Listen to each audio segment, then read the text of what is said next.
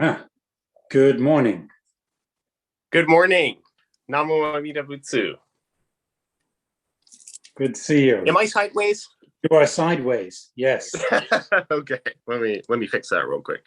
This crazy Saha world. This Indeed. crazy tipsy-turvy Saha world.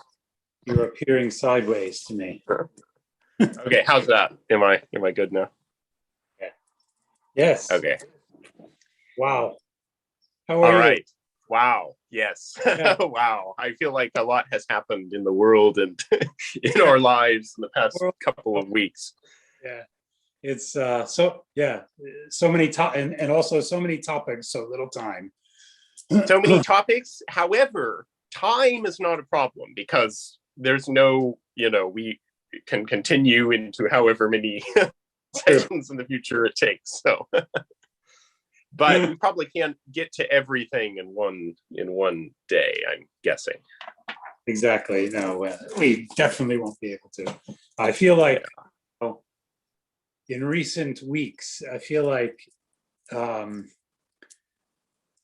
Amita's work has gone into overdrive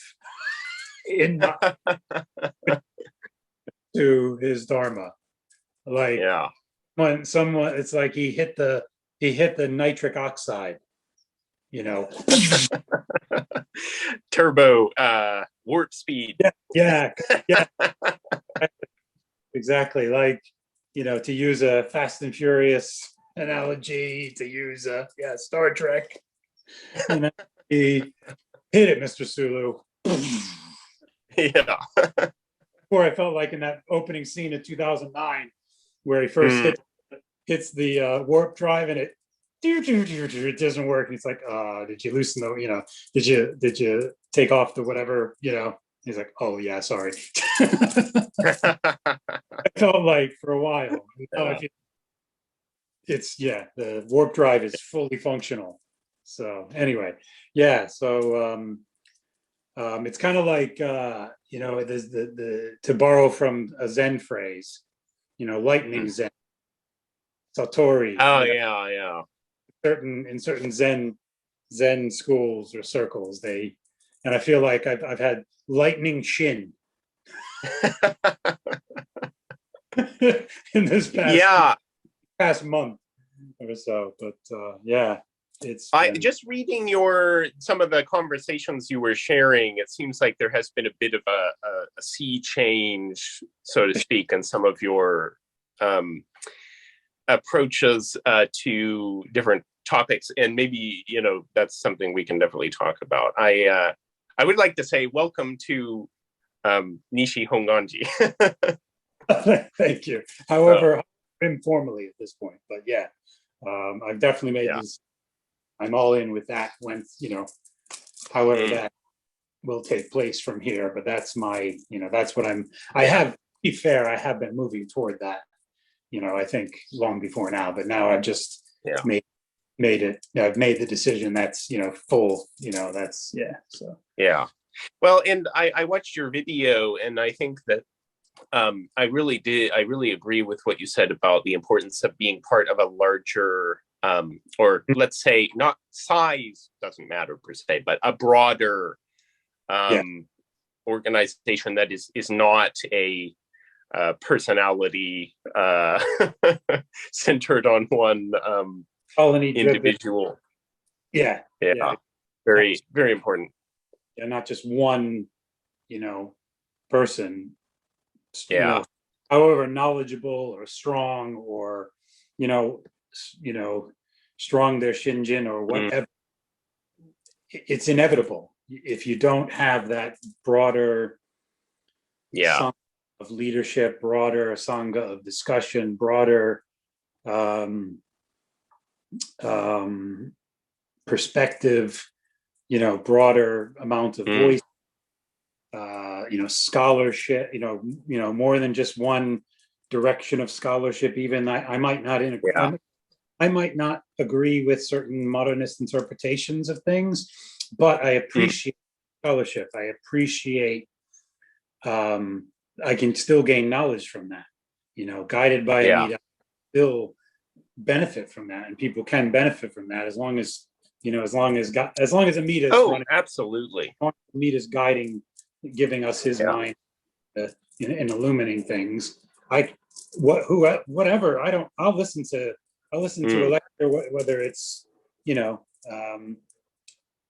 whether it's a real traditional kind of traditionalist, or whether it's someone maybe more modernist. I can still gain. Oh yeah, something beneficial. Yeah, exactly. So yeah, and I would say too, in the Hongwanji, the Dharma, the authentic Jodo Shinshu teaching isn't just surviving; it's thriving in places, and it is here. It's not completely gone, and I mean, it does depend on who you listen to and so on. I mean, and like any large religious organization, there are problems, but the problem is when you end up part of a sort of a cult-like organization, and you come back to, the Hongwanji, a broader religious group, and there is an importance to that. And I think that, there's a lot of people, I have a lot of friends in Japan who were members of Shinran-kai. It started as a... Thinking of that, I said I know of a few different things. That was one of the three that I had in mind in the video. Yeah, anyway, go. Yeah. Well, and they, they joined that group because it's very serious and very, they have long study sessions and they really emphasize. But the thing is it became a personality cult, centered around the chairman, and they started teaching stuff. He would just make stuff up, and there was nobody, because there's no spiritual oversight. He's at the top of the pyramid. These things take root, and a lot of people, have that I know personally left Shinran-kai and have returned to the Hongwanji. And I know, well, Kobai Sensei was instrumental in some of that, but also some of my fellow students at Chuobu Kyogakuin, in fact, they started out in Shinran-kai, because Shinran-kai recruits on campuses, and they're very, they do all the things that those groups tend to do a lot of. So sometimes for people in Japan, it might be the first time they hear about Shinran, Yeah, true. But then, they learn that there are problems, and they realize that the Hongwanji is teaching we have the real deal, the authentic, and so authentic. Anyway. Yeah, and so they come back to Hongwanji, and it's always great welcome, and so I'm glad that you're here. That might even be part of the process that people need to go through in a way. Absolutely. Very good friend of mine of deep listening, of the whole path, is to get that balance. You got to go. I think I had to go to that to just I had to go to the more, I don't know, to get some ways to get the clear thinking, because I was on my own, when I started this, and I didn't even know where to go to, because there's, what I mean, this was 15 years ago, and so then eventually within that sort of few or 5 years, I found Bushin Buddhism and that, and I did learn a lot from them, and I did learn. Oh, absolutely, yeah. That the within that there is that authentic teaching. It's just other things creep in when those groups, there's not the oversight. Well, and the historical, I think there's the historical aspect of it. That authentic teaching has come down. How many years through, centuries within the Hongwanji, within, Yeah. no matter what ideas have creeped up or whatever, the overall, like as you say, the authentic teaching is still thriving. So I don't know. Anyway, yeah. No, absolutely. And I just wanted to say on that point, things change too in these groups, sometimes surprisingly quickly. And what they teach evolves. And if you look at Kobai Sensei, he is saying and teaching the exact same thing now that he was saying and teaching 50 years ago. It hasn't changed. It's the exact same authentic Jodo Shinshu teaching. And I just wanted to go back to what you said about maybe that is a part of the process. And I have a very good friend of mine who is a very serious follower of Jodo Shinshu from Osaka. His introduction to Shinshu was with the Shinrankai. And I remember we were having a conversation, me and a couple other friends. We were having dinner, and he turned to me and said, but although they were mistaken, and I realized that, and he's now a member of Hongwanji. I can't condemn them because it was through them, that organization, that I came to hear about, that I came to where I am now. And I kind of thought, wow, yeah, that's a way of. That's exactly what I was trying to express. That's exactly what I was trying to say. That I wouldn't be on this footing now where I am through Amida if it weren't for those things. I think Amida could use any. The light gets everywhere. It just gets everywhere. It's into everything. Upaya, skillful means. Yeah, exactly. Amida's light. Amida uses anything. Will use anything. Yeah, and we are all bamboo. We are all unenlightened, ordinary human beings. So where do we begin? Not even so many topics. Like there's so many topics. Where do we start? I do want to. Somebody. Now that you've. Oh, go ahead. Yeah, just so many topics and still some questions, but they're more clarifying now questions rather than questions around doubt or barrier. Yeah. Not saying that all the doubts and barriers are, magically gone and, but I'd say they're reduced pretty greatly. I'd say faith has arisen, greatly in my life. But the more questions I have now are more around clarifying the teaching, clarifying what we doing, with things like morality and you mentioned that living in the world and things like that. And also this came up with my my fellow refugee Dharma brothers that washed up on the shores of they that I've run into in recent weeks and months. We were discussing about other practices, and is there because I remember we've touched on that somewhere in one of our sessions a while back. Is there a way? Are we meant to not do any other Buddhist practices, even if we do it not in a self-powered way? That if we do it in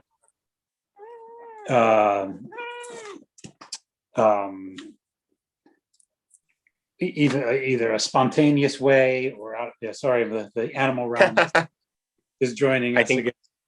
Yes, she wants to join. She does. She wants to hear the Dharma. What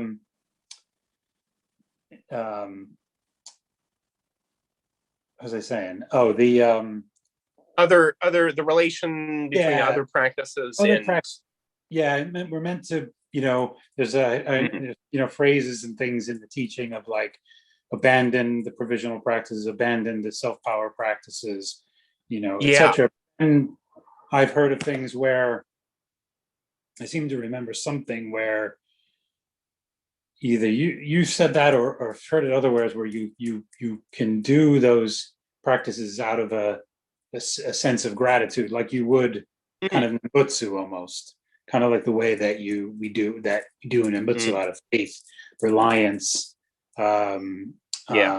gratitude to Amida, homage to Amida. It's all in the same, faith. It's the Nembutsu of faith, Nembutsu of gratitude. You can kind of almost do those other practices in the same way. Is that right? Is there some, or is this just? Basically, yes. My impression is you should just, like, from my impression of the teachings, it's pretty clear cut. You don't do them. You don't do. Yeah, I mean, but then so, I do. For example, we don't do, the Homa fire ritual in Jodo Shinshu temples. Just one example, the Shingon fire, ritual, which I have attended. It's very interesting experience. If you ever get a chance, you should by all means. No, I've never seen it or experienced it, or yeah. Okay. It's esoteric. Yeah, it sounds very esoteric. It's an esoteric Buddhist service. Has that bouquet? Shingon bouquet. Yeah. And it's sort of an invocation service in which a deity, a particular Buddhist deity, which is Fudomyo, if you ever seen he's like got fire and he's holding a sword and kind of, this, yeah. One of the quote unquote wrathful deities. Wrathful manifestations of a Buddha or Bodhisattva. Yeah. Anyway. Right. And he's a remover of obstacles to enlightenment, and but in Shingonshu, people will tend to pray for worldly benefits, like help me pass this test, or keep me safe while I'm driving, and how if someone is pregnant, they might pray for a safe delivery, stuff like that. And the practice itself is centered on Fudo, on that particular deity. So it's not centered on Amida. So that's the biggest issue with why we don't do that in Jodo Shinshu temples, is because for one thing, it's a practice of the Shodomon, the path of sages. And it's a practice that is very much based on self-power. So again, the praying for benefits, for worldly benefits or spiritual benefits. Some people, will pray for their children to grow up being intelligent, or all these things. So that's a good example of something we clearly don't do in Jodo Shinshu temples. Would be a similar thing like the medicine Buddha chanting. Yeah, exactly. Yeah. And that's because worldly health kind of benefits, right? Mental health or worldly health, or physical health sort of benefits. Yeah, exactly. And in Jodo Shinshu, of course, it's Mida Ichibutsu, so the one Buddha, Amida, and we only focus on Amida. And other Buddhas, other gods, kami, whatever, are sort of under Amida's, Amida, like Renyo says, is the original teacher and the original Buddha of all the Buddha. The auspices of Amida. They're under the auspices. They're under the aegis. Yes. and Renyo, or maybe Shinron, says that the Bodhisattvas want us to take refuge in Amida. And their whole purpose is to guide us to take refuge in Amida. So when we take refuge in Amida, the bodhisattvas rejoice, and Shinran says that, you know, the gods of heaven and earth, you know, protect us, and so on. So so that's the basic stance in Jodo Shinshu, is we are centered on Amida Buddha. Now, when it comes to practices like that's what I was going to say, get into. That's, I can see that. Anything that's, you know, if you're focusing on another Buddha, that's you don't do that. Yeah. Practices like the meditation practice. Or even chanting practices that are not chanting to a particular Buddha, or or listening to the throat singing chanting of Vajrayana, or these kinds of things. You maybe even not even doing it yourself, but listening to Buddhist chanting that's not necessarily focusing on any other Buddha. On the mind, or the, you know, chanting a sutra, for instance, chanting a sutra. Anyway, sorry. Right. And you know, of course, when it comes to chanting, I mean, we do a lot of chanting in Jodo Shinshu. And this is the Gongyoshu, which is the compilation of some of the Saho, the texts that we chant, and so on, in the Dharma services. And it's very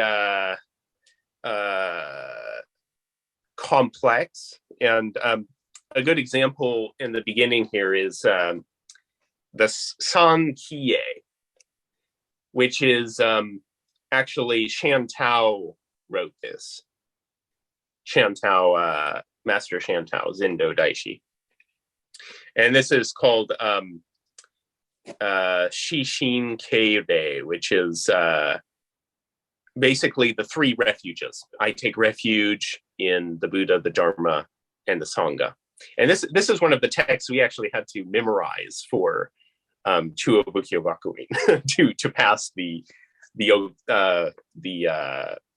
liturgy exam. So, to answer your question, do we chant? You know, yes, we certainly do chant. And this is an example. And we also, you know, offer incense. We do the ritual of putting incense, you know, burning incense. We do a lot of things that are traditional Buddhist practices. Now, in other schools, chanting, for example, when people chant the sutras, they're doing it for some reason, like they're doing it to make merit, or to transfer that merit, or they're doing even the offering of incense, and they may have a self-power understanding of what that means. They might believe that that purifies their mind. Mm-hmm. So those are understandings that are outside of Jodo Shinshu. What happens? What is true for us is that these practices are not a problem if they're not undertaken with the idea that this is something that is going to help me be born in the Pure Land, or that I can create merit for myself via this practice. Because even the Nimbutsu can and is used as a self-power practice. In many schools of Buddhism, not just Jodo Shinshu. I mean, they say Tendaishu, you know, use the Nimbutsu. I mean, we talked about Shinran Shonin practicing the walking meditation with Amida and saying the Nimbutsu constantly, right? Like 3 days or something, or 7 days or something, isn't it? This is like 7 days. It's based on the the passage in the Amida Sutra, and so that's an example of how even the Nimbutsu can be used as a self-power practice. And even thinking, you know, if I say the Nimbutsu so many times, I can be born in the Pure Land through the merit of my, you know, saying it. That is not the true meaning of, you know, the Nimbutsu and Jodo Shinshu. So So yes, these practices become sort of, they can be a way of expressing gratitude, or of, bringing to mind, like when we chant sutras or the teachings, that's also a way of listening, right? Part of chomon is we hear the sutra or the words of, Shoshinge is something that, we chant a lot in Jodo Shinshu. And this is Shinran's words. So we're listening to Shinran's words. And we're also expressing gratitude and joy for adhering the teaching. So this is kind of the right, attitude for chanting in Jodo Shinshu. With regards to meditation, in Pure Land Buddhism, broadly speaking, visualization had a very important role. The Sutra on the Contemplation of the Buddha of Infinite Life is based around meditation. That's why it's called the Meditation Sutra. But we don't practice the meditation, and there are a lot of reasons for that. And it's kind of a big topic, but one of the reasons is simply the way of doing it has been lost. We don't have that way of visualizing. And the other thing is, beyond that, the importance for Shinran, in the real intention, the true intention of the larger sutra, is hearing Amida, the name, Namo Amida Butsu, not visualizing the Pure Land and visualizing Amida Buddha. And Shinran says that, to hear the name is actually, that is the total truth of the vow that we are hearing. And that can't be compared, even if you visualize successfully the Pure Land or Amida Buddha, that is only a provisional Buddha that you're visualizing, because the true, and this is in the introduction to Kyogyo Shinshu. That just maybe that raised that other question about, when you're looking at Amida through provisional teachings, all kinds of things that are there, Amida is going to have a parinirvana, and Amitabha is going to have a parinirvana. Yeah, exactly. Yeah. Or take over, and there's all these other, and there's even isn't there even a wrathful manifestation of Amitabha in the Vajrayana teachings, isn't there? Yeah, in Vajrayana there may be there are different manifestations of every Buddha, kind of. Amitabha, but so looking at it through the provisional teachings, there's all these other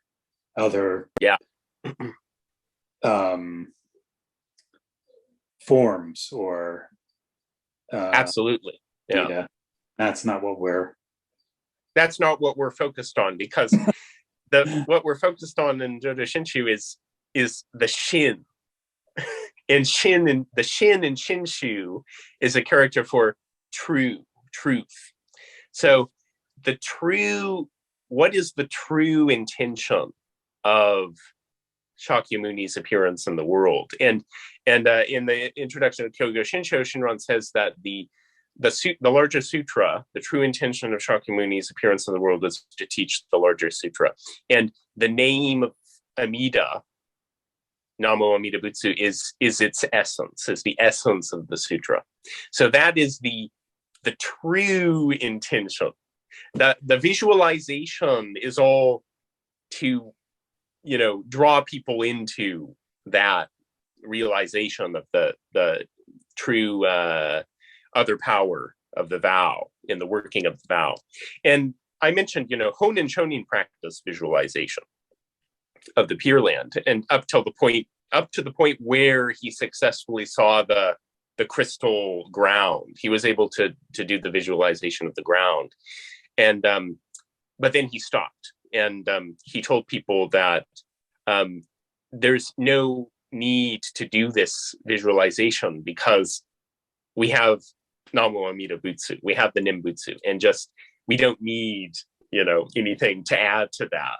But even Honen did the visualization, and but Amida, infinite compassion and wisdom, can't be measured. So any attempt to like visualize, a specific height, or that, it completely surpasses. That's why Shinran says the Buddha of inconceivable light.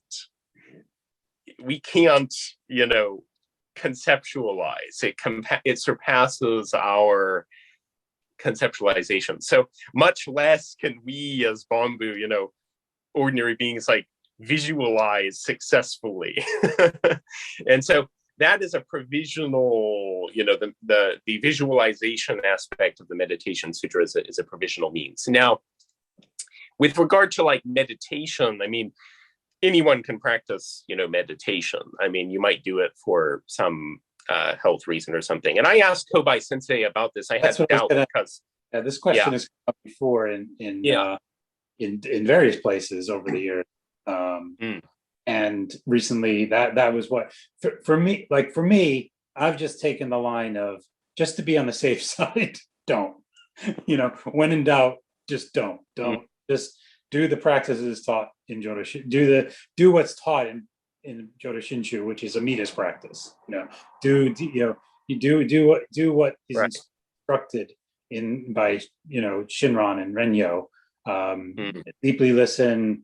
Do you know what I mean? Nimbutsu. Oh yeah, absolutely. All those things, and just don't get involved.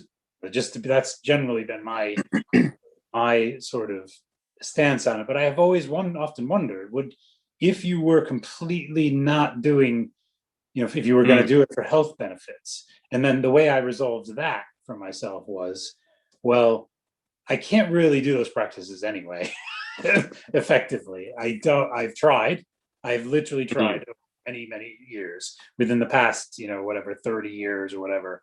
I have tried, but less so after, once I started to explore the Pure Land, very much less so. But before that, in the sort of 90s, I tried to, I did try to practice, different forms of mindfulness, Zen, things like that. But I didn't do it very well, and it didn't really give me much. It didn't give me much effect. Didn't have much discipline to sort of maintain the practice, so even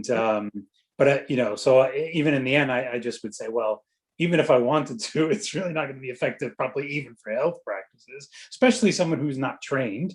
Could be actually harmful if I'm doing certain types of mindfulness practices, or it could be harmful to me or others if I do, these meditation practices without instruction, or and so the way I kind of resolved that was, well, what I'm really looking for is the sort of the health benefit of well-being, like sort of relaxation technique, breathing.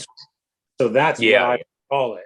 I wouldn't say I don't practice meditation. I utilize relaxation techniques and I utilize breathing techniques, but those are not any kind of Buddhist meditative. They're just health,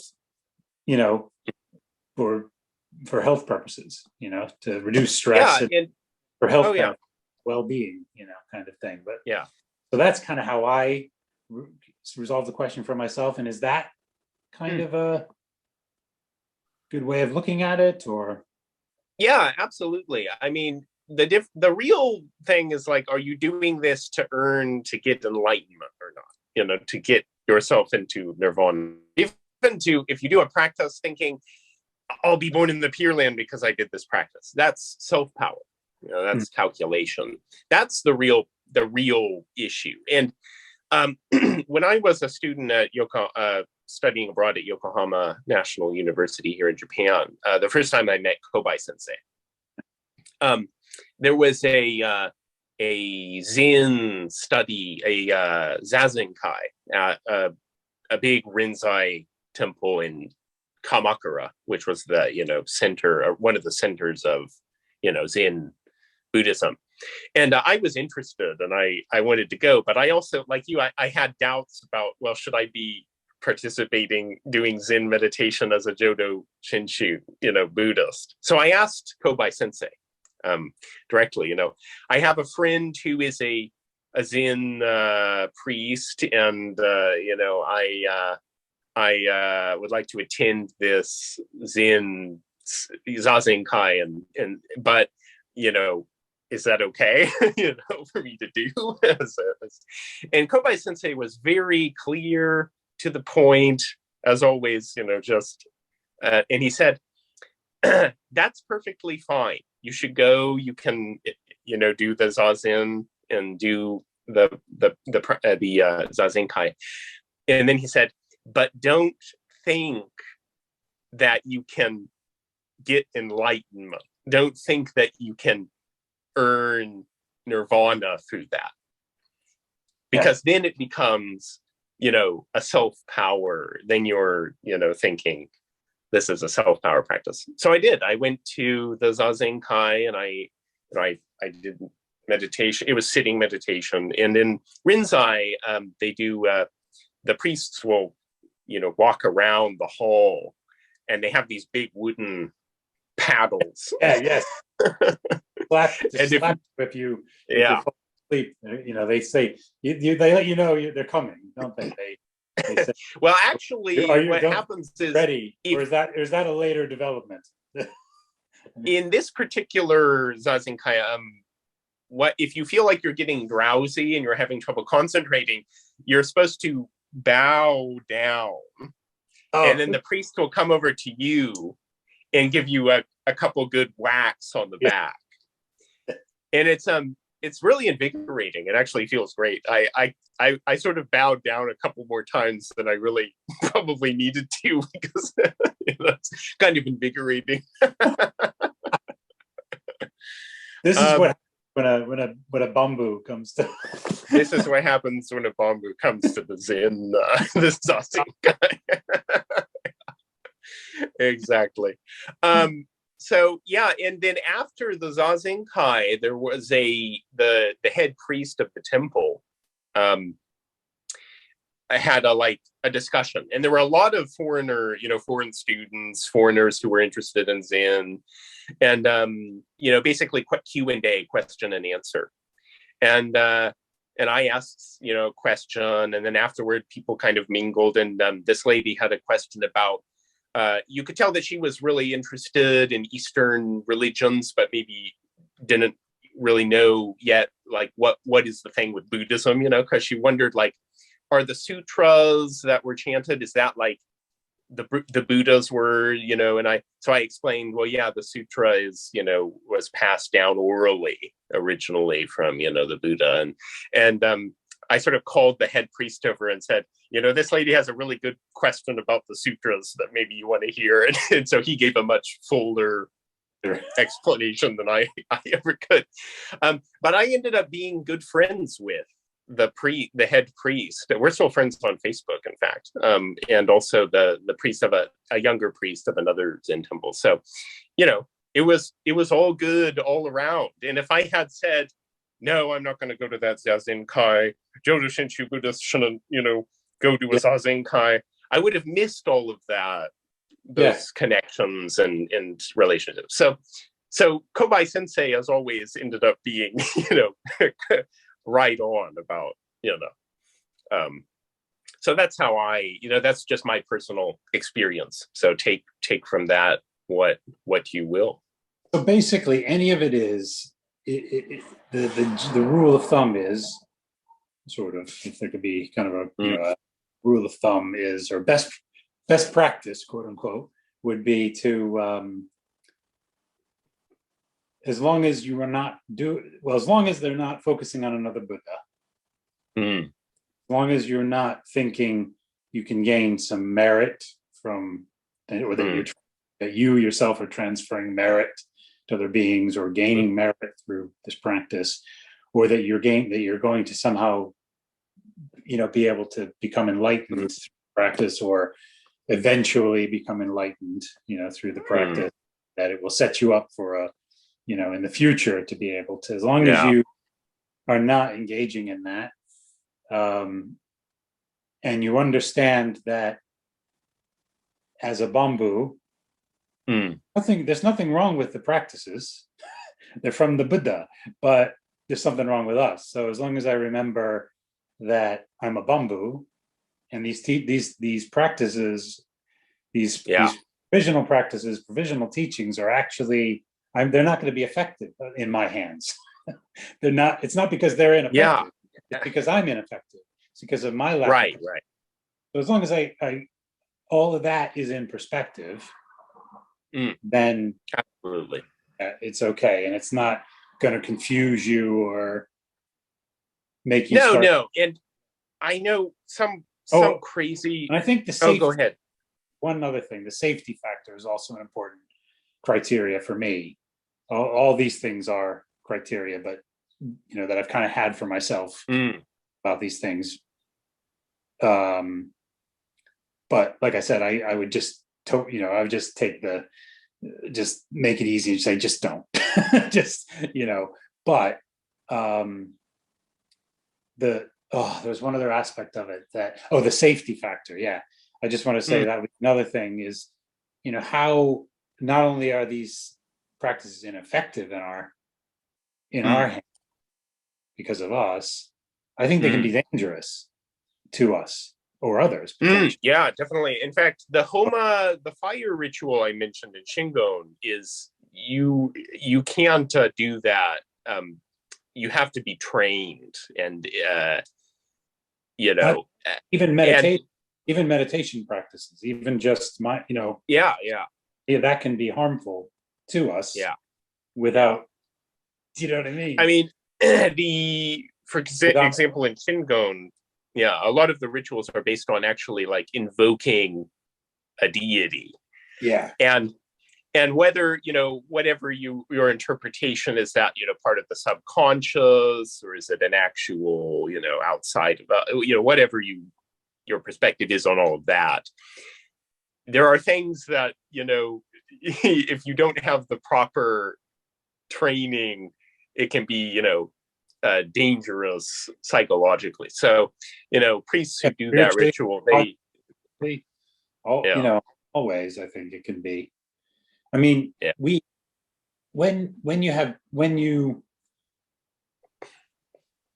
Shinjin arises, my understanding is when Shinjin arises, you have, and meet a transfers merit, you have you're in the stage of non-retrogression in life, then the benefits in this life kick in, don't they? That's when, and one of them is protections. There's a lot of protections from evil. Yeah. Well, and beyond that, I mean, Shinran says, like, whereas someone who is capable, like an extraordinary human who is capable of the sage path, the self-power practices, has those protections by their own, merit and power. We don't have any of that as bamboo, unless we have it through Amida, through Shinji. Do you see what I mean? So I think that's another consideration when you're doing certain kinds of things. Even with meditation, this came up with another Dharma brother I had a phone call with, where we were just talking about just meditation. And he's like, even then I brought up the thing about the safety aspect of it, whether it's safe for us to do it, or others. Yeah. And he said, even meditation, I wonder what inner maras are gonna arise, and that, whether you think about psychological level or spiritual level, or the external internal and external Mars. What's gonna, even if you're just doing regular, well, if you can call it ordinary garden variety meditation, what types of things are going to arise with that? That's another thing. That right. Yeah. I was like, that's a good.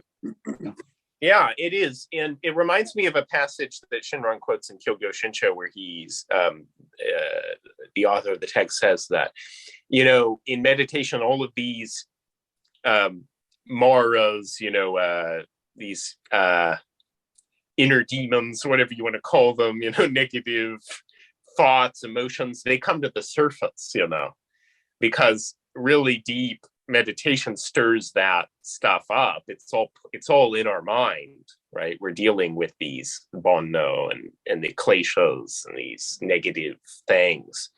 And so this is a problem for people who practice meditation. You have to, and that's why it's a gradual thing. You have to train and practice and but he says that the Nimbutsu path, there isn't that, those obstructions aren't there.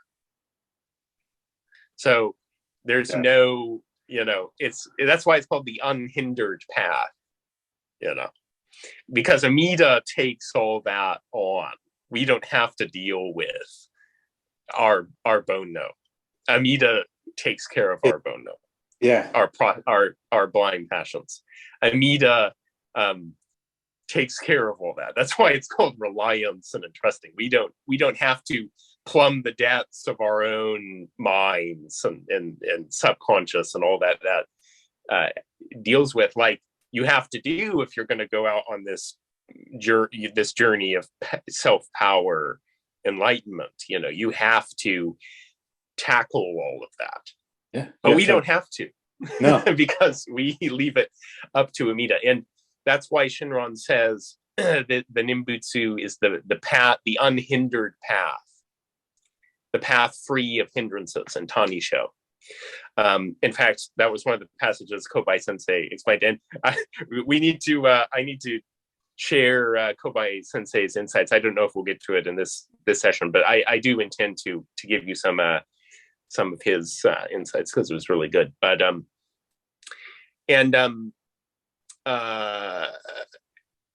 now just to go back a little bit to the practice thing, Shinran says, what does Shinran say in Tanisho?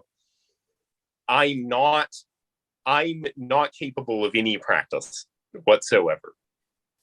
So whatever I do, and those are the words of a person who has realized through, not just self-introspection, but also through being shown upon by Amida's light, that they have no ability to even if they practice, they can't convert this practice into anything resembling the true merit, the true virtue that comes from Amida. This is Dharmakara's, Bodhisattva's great practice. That's why Shinran calls it Daigyo, not just Gyo, Daigyo. Great practice is, and that's the name Namo Amida Butsu. So I would say the only thing I would say about other, practices or practicing is if it becomes like an obstacle to listening, like if you're doing the things in place of, listening to the Dharma and so on, then that would be kind of a distraction, I would say, but anything can be that. I mean, and we live distracted lives.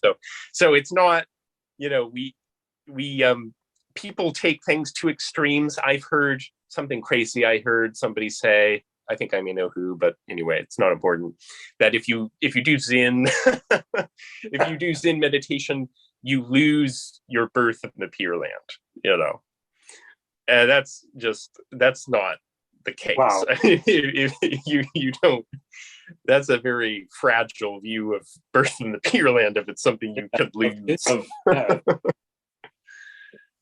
So there are, people say stuff and then, but anyway, so to answer to your question, maybe I've been able, I don't know if I have answered your question, but I've tried to share something, my personal experience, and also what Kobai Sensei said, which I think, the correct or the best, perspective to have. So, and again, chanting, actually, I have been intending, and I do intend to sort of introduce some of the chanting that, we do in Jodo, in Hongwanji, and I think you'll really like it. And people do tend to really like it because it's something that is kind of fun once you get used to it. It's a little hard to do at first, but it's a great way. It's a way of engaging with Shinron's words in a really deep way, and that's why Rinyo Shonin kind of gave us this liturgy. I call it like the Book of Common Prayer of Jodo Shinshu. It's the basic text Shoshinge. So I would love to share some of that with you at some point as well. Yeah, I definitely want to learn. Eventually, do want to learn that and start incorporating that, the liturgy, that kind of thing into my deep listening. What was I going to say? I have done with one temple I was a member of. Mm-hmm. We did an Nembutsu service before we would have our Dharma talks, and I really enjoyed that. I really, really enjoyed that. My wife would overhear me doing that, like when we were on the Zoom. She'd overhear me, and she'd hear that you could hear she could hear even the coming the others on my computer device, and she said, "Oh yeah, I could hear you chanting." She's like, "You sound like you really get into it, you really enjoy it." It's like, I do. Great. Then you will probably, if you enjoy it, you will love Shoshinge and Wasan. Now, you do have to learn the Japanese words, but it's easy to do because I will share with you the text that I recommend is actually the Orange, not the Orange County, Gardenia Buddhist Church, I believe, in the BCA.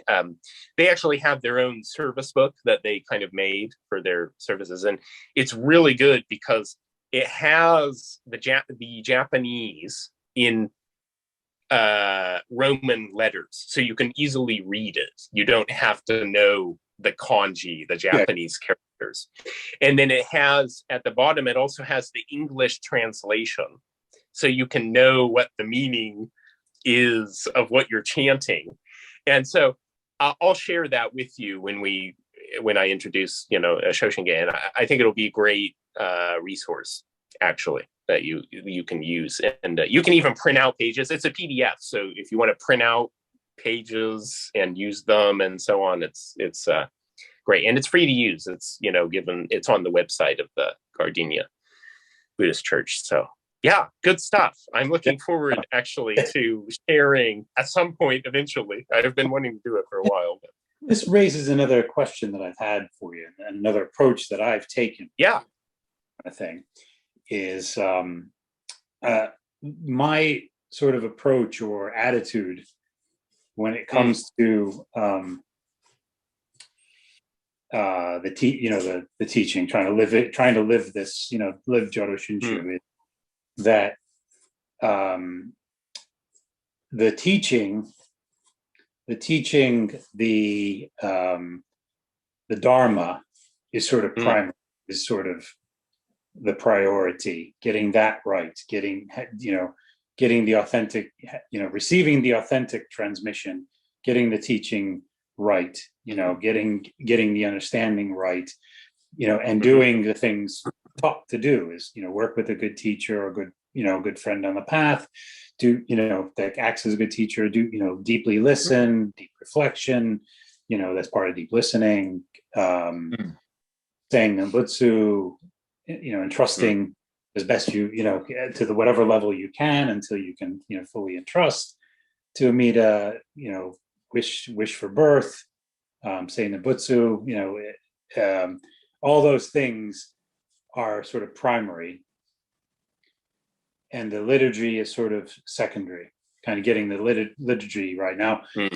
And the tradition, like, the aspects of it that's liturgy and the aspects of it that might be Japanese tradition, all of that I want to honor. I want to, I want to get it right. But it's kind of secondary to me. Now that could change, because there are a lot of things in my attitude and my thinking about what Jodo Shinshu is all about have been completely changed over the past year. Completely transformed in how I think and approach all these things. So that could change too. I could see that I could wind up seeing, which I suspect might be the case. I could wind up seeing the liturgy being just as important, in terms of deep listening and, Yeah.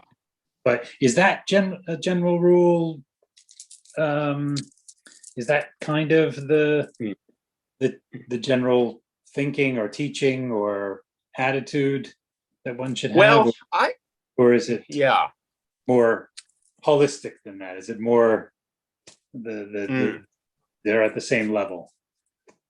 Yeah, my the basic core of Jodo Shinshu is Shinjin. Nimbutsu Jobutsu Kore Shinshu. Meaning, and this is from Zendo Daishi and through, Honen Shoni, and from Zendo Daishi and Shinran Shoni as well, as that is becoming a Buddha through the Nimbutsu is Shinshu, the true the true path, the true meaning. That is the basic. So even Shinji can't get clearer than that, really. Yeah, and relying on the vow and all of that. So that basic spirit, religious truth is the mess. If you have that, then everything else is, secondary, kind of. But it's not that the other stuff, the liturgy and all that, isn't important. I mean, I personally think it is important. I know, when I was first getting interested in Jodo Shinshu, one of the first things I did was go to a Buddhist temple in California and, chanted the Shoshinge. And it was this, there was a beautiful gold image of Amida Buddha. And I still remember the whole atmosphere. And I didn't know much about any of it, but it was so, appealing to me. And so it kind of drew, and I wanted to learn more. So that stuff is important too. Like that is part of, and different people emphasize different things and take from the tradition what they need and what benefits them. I know people who are very, they carry around the Shinshu Satan, the scriptures collection, and they're very, focused on kind of studying and reading the texts and so on. And I actually tend to be kind of more in that, group. And then there were other people. I had a friend, he was from California and he Japanese American, but he was very into the chanting and the liturgy and the history of chanting, not just in Jodo Shinshu, but in Buddhism, because chanting is how the words of the Buddha were preserved. They were chanted. That's how they were preserved orally. So using memory. Yeah. That is important too. We wouldn't have the ability to hear the primal vow in Jodo Shinshu without chanting. So, it's a question of which comes first, the chicken or the egg. It's in that sense, I think it is holistic, and it's important to respect, like you said, respect that stuff. And there are aspects that are maybe cultural, more culturally Japanese that I think can be, don't have to be, replicated everywhere in the world. But I know, like, a good example is, do you know Jerome Decor at all, Reverend Jerome? He's maybe one in, he's a French speaking. Well, he's from Switzerland, but and he's quite a scholar of Jodo Shinshu, and also a person of faith. And And he does a service on Facebook, a live service of Shoshinge. And wherever you go in the world, the Jodo Shinshu, the basic service is the same. It's basically the same thing. And there are variations to kind of adjust to culture and so on. And part of that is, we in Buddhism, it's important to kind of to practice or to live and pass on the tradition kind of as it's been handed down to us. So without, kind of radically changing it or making our own innovations too much. And that's why some people think that Buddhism is too conservative in that regard. And but I think it's important, but again, Nimbutsu, Jobutsu, Kore Shinshu. So the 18th vow, hearing the name, that is what is, the core, the important thing. And the other stuff is supports that and helps us, here. It's like a temple, right? I mean, the temple, there isn't a commandment in the sutra to build temples, but it's a tradition, and we build temples. We have temples so that they can become, they're a place to encounter the Dharma, to hear the Dharma, to hear the sutras, to see, visually, the depiction of Amida Buddha and all of that. So it's an important part of our tradition. But again, Nimbutsu, Jobutsu, Kore Shinshu. That is the truth that's being, past the core reality. So I don't know.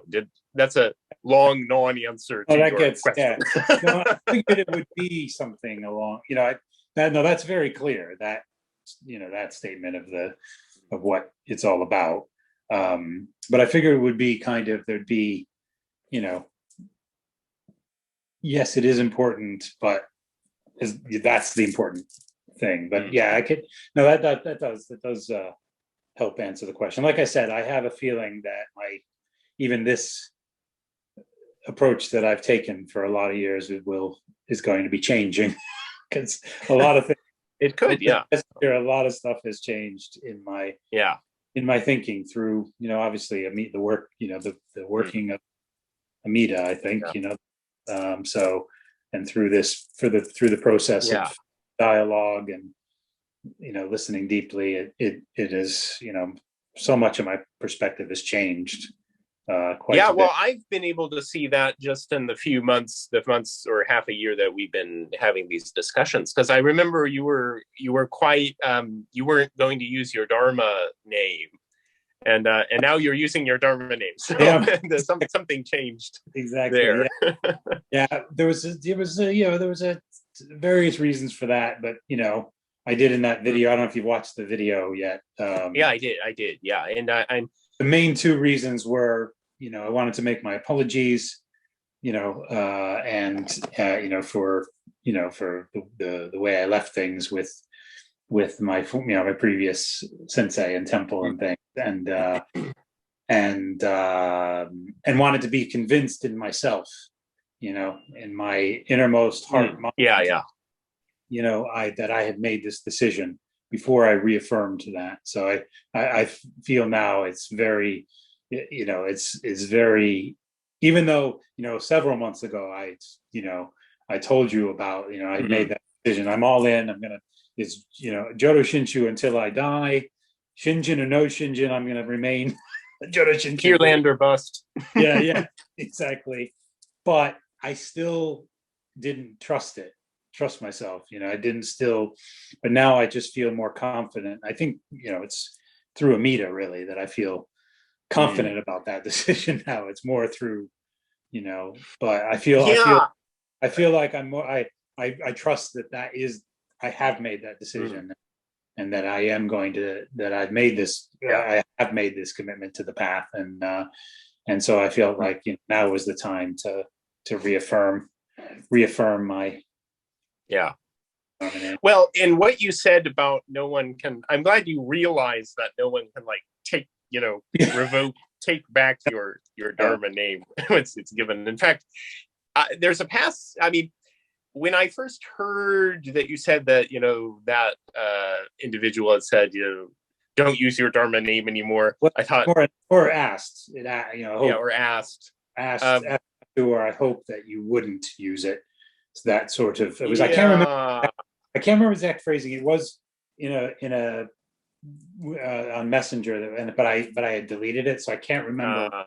But I was like, okay, well, it was partly that I wanted to honor that request until I was confident, until I had made my apologies and was confident in my commitment to the Jodo Shinshu way, to the Jodo Shinshu path. But anyway, I can't remember exactly how it was worded. But well, because it brings to mind in my hands. It was still, the way it was worded was still being put in my hands, that I hoped you, it was like, I hope you won't use your Dharma name. So in a sense, I think it was put in my hands to that, do you know what I mean? Which is the conclusion I've come to, is the only person that can revoke it or relinquish it is the person who has the Dharma name. That's the only person that could let it, it could, not, well, in the negate. spirit of, exactly. And Buddha's, Shakyamuni Buddha and Shinran Shoni both, didn't do that kind of thing. And in fact, there's a passage, I want to read it to you because it directly addresses this issue. So I'm going to have to go off screen. Okay, well, while you're looking that up, I'll say that there are, well, no, I won't get into that.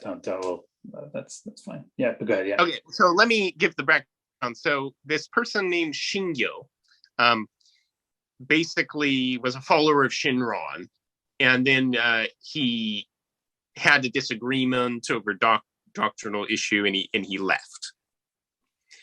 He left the Shinran Shonin's group, basically, and so this is a passage from Kudinsho, which is a work by Kakunyo Shonin, who is the, I believe, third head of the Hongwanji.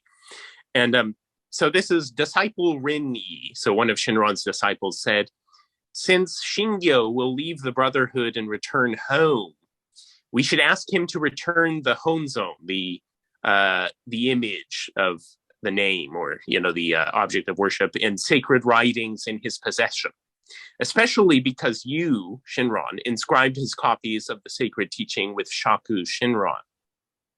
After he leaves the Brotherhood, will he treat these items with respect? Shinran Shonin replied, we should never demand the return of the objects of worship or sacred writings, especially since I am not a teacher, nor do I call anyone my disciple. We are all the Tathagata's disciples. We are all fellow seekers together. When reflecting on the process of receiving the true mind of faith of birth through the Nimbutsu, it arises from the enlightened means of the two honored ones, Shakyamuni and Amida, and is not due to my intervention.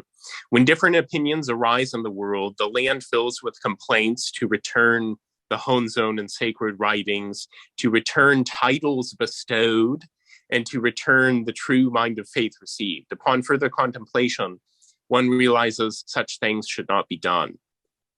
Honzon and sacred writings are intended as resourceful means benefiting living beings.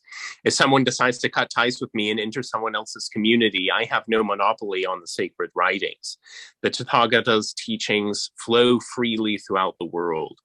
Even if someone dislikes how I, Shinran, expresses the teachings, and so takes the sacred writings to the mountains and dumps them.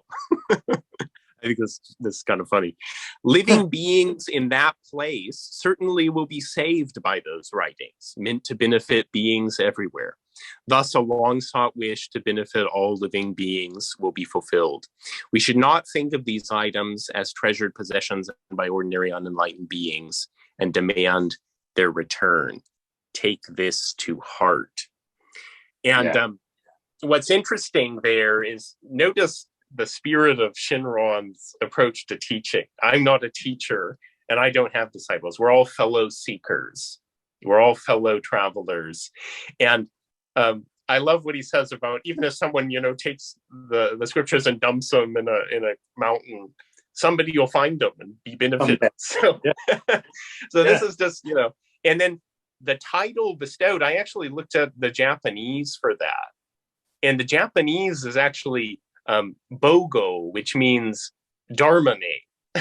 And the exact wording Shinron says is requesting a Dharma name to be, or taking back a Dharma name. So this is something that, according to Shinron, you cannot take back. You cannot do. You can't take back, because it might benefit others, or them, or that person. Yeah, exactly. So, well, and it's a gift. It's been given to you, so it's up to you. It's yours. Your hands now. Yeah. So I am glad that you've come to a point now where you are able to, embrace your Dharma name and use it without, So that's wonderful. It's this is how a word I was going to say earlier is I've realized that it's a spiritual act. There's nowhere else in Jodo Shinshu where I could see that the practice is, well, if you leave that temple or you leave Jodo Shinshu, then you lose your Dharma. There's no that anywhere.